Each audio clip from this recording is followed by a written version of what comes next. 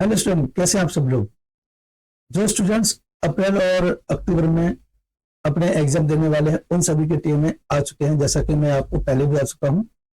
और सभी टीमें जो क्लास 10th के मैं अपलोड कर चुका हूं और 12th के भी लगभग सभी टीमें अपलोड होने वाले हैं।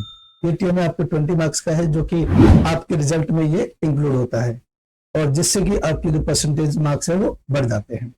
तो आज हम जो सब्जेक्ट लेकर आए हैं क्लास 12th का, और वह है हमारा सोशियोलॉजी, समाजशास्त्र। इसका सब्जेक्ट कोड है 331। इसमें भी हमें 6 क्वेश्चन दिए गए हैं, जैसे कि पिछले टीमों में दिए गए हैं। 6 के 6 क्वेश्चन हमें करने हैं, और जैसे कि हम पहले टीमों में पढ़ चुके हैं उसी प्रकार इसमें भी हमें क्वेश्चन 6 दिए गए हैं और हर क्वेश्चन के 2 पार्ट्स दिए गए हैं। जिस तरीके देखिए स्क्रीन पर देख रहे हैं, निम्नलिखित में से किसी एक प्रश्न का उत्तर लगभग 40 से 60 शब्दों में दीजिए। इसमें ऑप्शन में 2 दिए गए हैं, ऑप्शन ए और ऑप्शन बी। तो इनमें से कोई एक करना है और इनका आंसर आपको 40 से 60 शब्दों में देना है। उसी प्रकार देखिए क्वेश्चन नंबर 2 है, ये भी हमारा 40 से 60 शब्दों में ये क्वेश्चन भी है, इसको भी हमें 40 से 60 शब्दों में आंसर देना है। 2 पार्ट्स दे रखे हैं, इसमें से कोई एक ही पार्ट आपको करना है, ए या बी। तो ये हमारे 2 मार्क्स का है। और उसी प्रकार क्वेश्चन नंबर 3, निम्नलिखित में से किसी एक प्रश्न का उत्तर लगभग 40 से 60 शब्दों में दीजिए। उसके बाद क्वेश्चन 4 और 5 ये हमारे 4 मार्क्स के हैं। जो इसमें वर्ड लिमिट है वो 100 से 150 वर्ड्स की दे रखी है और उसके अकॉर्डिंग आपको इसका आंसर देना है। और इसमें भी हमें 2 ऑप्शन दिए गए हैं, ऑप्शन ए और बी। इसमें से कोई एक ऑप्शन का ही आपको आंसर देना है, दोनों नहीं करने हैं, दोनों में से कोई एक करना है, जैसा कि मैं अपने सभी पिछली वीडियो में बता चुका हूं। इसी प्रकार क्वेश्चन 5 देखिए, इसमें भी हमें 100 से 150 वर्ड में देना है और ऑप्शन ए और बी इनमें से कोई एक ऑप्शन हमें करना है। और इसमें सबसे लास्ट में जो क्वेश्चन आता है वो आता है हमारा परियोजनाओं वाला। इसमें से हमें एक परियोजना तैयार करनी होती है। इसमें 2 ऑप्शन दिए होते हैं, ऑप्शन ए और बी। ये हमारा 6 मार्क्स का है और ये परियोजना के आधार पर हमें कार्य करना होता है, परियोजना तैयार करनी होती है। चलिए आइए देखते हैं जल्दी से अपने इन सभी क्वेश्चनों के आंसर को। देखिए पहला क्वेश्चन जो हमें स्क्रीन पे दिखाया गया है, ये देखिए, और हम पहले डिस्कस कर चुके हैं। निम्नलिखित में से किसी एक प्रश्न का उत्तर लगभग 40 से 60 शब्दों में दीजिए, और इसका ऑप्शन मैंने ए लिया है और इसी को हम सॉल्व करेंगे। तो क्वेश्चन देख लेते हैं पहले। समाजशास्त्र की हमारे जीवन में व्यवहारिक प्रासंगिकता है, इस आशय का उदाहरण द्वारा स्पष्ट कीजिए। उत्तर देख लेते हैं। समाजशास्त्र हमारे जीवन में व्यवहारिक रूप से महत्वपूर्ण है, क्योंकि यह हमें समाज, संस्कृति और परंपराओं को समझने में मदद करता है।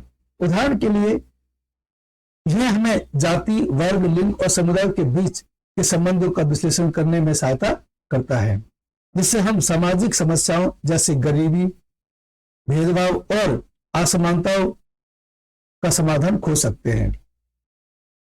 उसी प्रकार क्वेश्चन नंबर 2 को देखते हैं।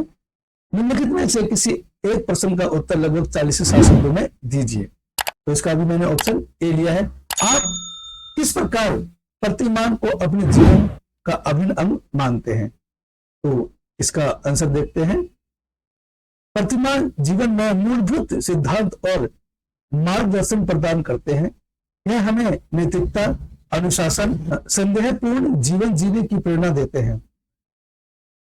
उदाहरण स्वरूप सत्य और अहिंसा का गांधीवादी प्रतिमान हमें शांतिपूर्ण और ईमानदारी से जीवन जीने का मार्ग दिखाता है।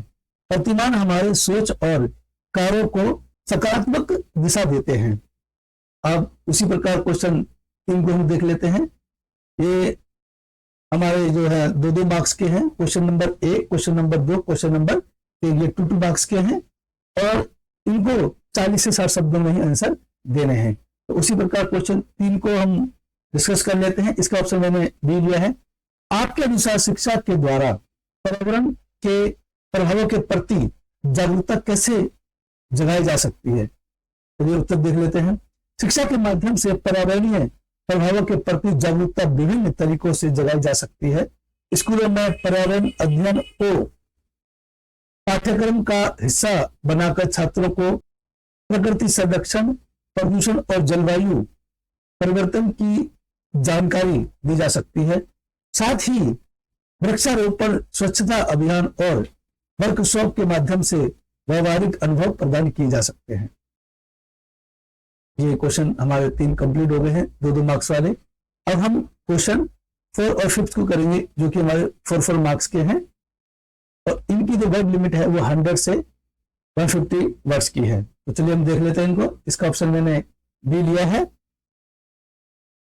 आप क्या समझते हैं कि सांस्कृतिकरण और आत्मसातकरण की अपेक्षा एकीकरण एक जटिल सामाजिक प्रक्रिया है? व्याख्या कीजिए। चलिए उत्तर को देख लेते हैं। सांस्कृतिकरण और आत्मसातकरण और एकीकरण सामाजिक प्रक्रिया है, लेकिन एकीकरण अपेक्षाकृत अधिक जटिल है। सांस्कृतिकरण में एक संस्कृति दूसरी संस्कृति के तत्वों को अपनाती है, और आत्मसातकरण में व्यक्ति या समूह किसी अन्य संस्कृति में सम्मिलित होकर उसकी मान्यताओं और प्रथाओं को अपना लेता है।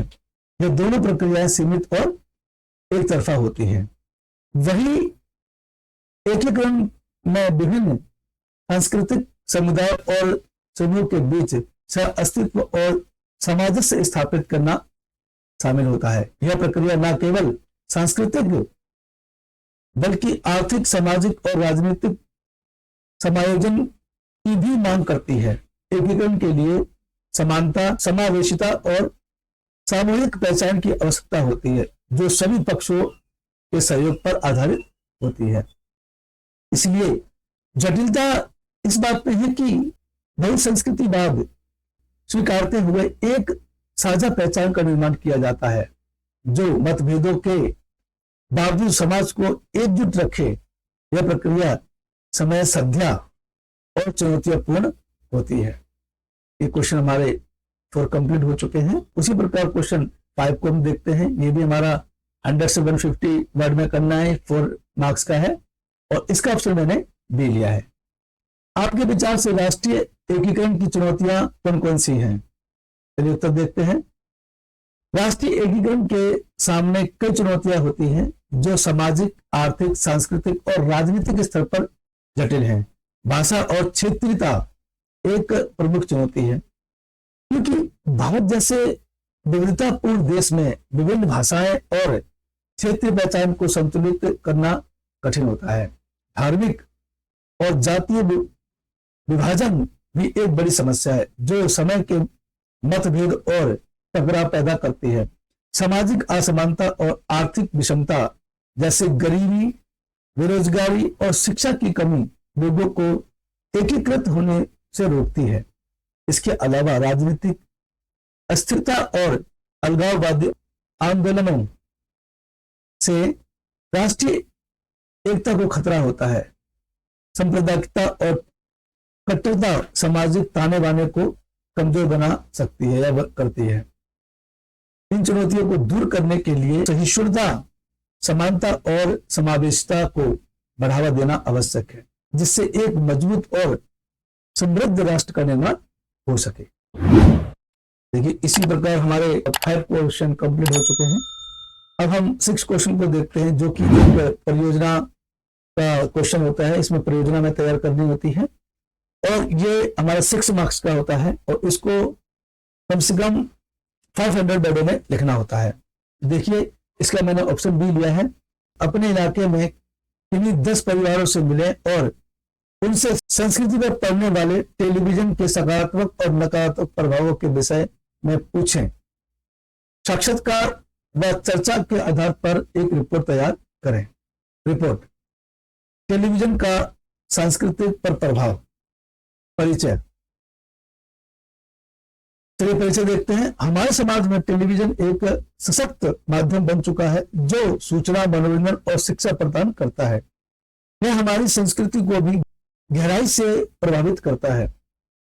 अपने इलाके के 10 परिवारों से बातचीत तथा साक्षात्कार के माध्यम से टेलीविजन की संस्कृति पर पड़ने वाले सकारात्मक और नकारात्मक प्रभावों का अध्ययन किया गया है, जो इस प्रकार देखते हैं।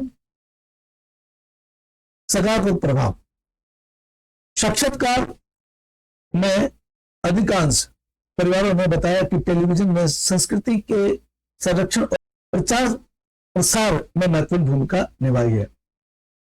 शिक्षण सामग्री, बच्चों के लिए शैक्षिक कार्यक्रम और ऐतिहासिक शो संस्कृति और परंपराओं के बारे में जागरूकता बढ़ाते हैं। पॉइंट नंबर 2, राष्ट्रीय एकता, विभिन्न क्षेत्रों की परंपराओं और रीति रिवाजों को देखने वाले कार्यक्रमों से लोग अन्य संस्कृतियों को समझने और स्वीकारने लगे हैं। उसी प्रकार पॉइंट नंबर 3 को देखते हैं, मनोरंजन, पारंपरिक कला, नृत्य और संगीत के कार्यक्रमों ने नई पीढ़ी को अपनी जड़ों से जोड़ने का कार्य किया है। महिलाओं का सशक्तिकरण, कई परिवारों ने कहा कि महिलाओं पर आधारित धारावाहिक और चर्चाओं ने सामाजिक मुद्दों पर जागरूकता फैलाने में मदद की है। नकारात्मक प्रभाव, हालांकि परिवारों ने टेलीविजन के कुछ नकारात्मक प्रभाव भी चर्चा में आए हैं, जो चर्चित हैं। चर्चा की प्रभावों की भी चर्चा की, जो इस प्रकार है। नंबर 1, संस्कृति का ह्रास, कई धारावाहिक और विदेशी शो भारतीय संस्कृति के मूल्यों को दरकिनारे कर आधुनिकता को बढ़ावा दे रहे हैं, जिससे पारंपरिक रीति रिवाज कमजोर हो रहा है। पॉइंट नंबर 2, पश्चिमीकरण, कुछ परिवारों ने चिंता व्यक्त की कि टेलीविजन के माध्यम से पश्चिमी जीवन शैली को अत्यंत महत्व दिया जा रहा है, जिससे बच्चों में पारंपरिक मूल्यों के प्रति रुचि कम हो रही है। पॉइंट नंबर 3, समय की बर्बादी, लगातार टीवी देखने से परिवार में आपसी संवाद और सामाजिक गतिविधियों में कमी आई है। उसी प्रकार पॉइंट नंबर 4, सांप्रदायिकता, कुछ कार्यक्रमों में सांप्रदायिक और भड़काऊ सामग्री दिखाई जाती है जो समाज में विभाजन पैदा कर सकती है। उसी प्रकार डिस्कशन देख लेते हैं। निष्कर्ष और सुझाव, टेलीविजन हमारी संस्कृति पर गहरा प्रभाव है। यह एक ओर शिक्षा और राष्ट्रीय एकता को बढ़ावा देता है, तो दूसरी ओर गलत संदेश और पश्चिमीकरण को भी बढ़ावा दे सकता है। इसके लिए टेलीविजन कार्यक्रमों की गुणवत्ता में सुधार किया जाए। परिवारों को भी चाहिए कि वे बच्चों और युवाओं के टेलीविजन देखने की आदतों पर नजर रखें और सकारात्मक कार्यक्रमों को प्राथमिकता दें। इस माध्यम का उपयोग समाज और संस्कृति को सशक्त बनाने के लिए किया जा सकता है। इस प्रकार हमारे सभी क्वेश्चंस कंप्लीट हो गए हैं और आप जल्दी से इन सभी क्वेश्चनों को अपने प्रैक्टिकल के जो केसेस आते हैं उन पर नोट डाउन करें। राइटिंग आपकी नीट एंड क्लीन हो, साफ साफ लिखें, सुंदर सुंदर लिखें। क्वेश्चन आपको ब्लैक पेन से लिखना है और आंसर आपको ब्लू पेन से लिखना है। मैं किशोर सर अपने यूट्यूब चैनल शारदा इंस्टीट्यूट बनने आपका स्वागत करता हूं। अगर आप मेरे इस वीडियो को पहली बार देख रहे हैं तो आप इसको लाइक, सब्सक्राइब, शेयर करें, बेल आइकन पर क्लिक करना ना भूलें, जिससे कि मेरे और भी मोस्ट इंपोर्टेंट वीडियो का नोटिफिकेशन आपको सबसे पहले मिल सके। तो चलिए जल्दी मिलते हैं अपने नेक्स्ट वीडियो के सोल्यूशन के साथ। तब तक के लिए टेक केयर, बाय बाय, जय भारत, जय हिंद।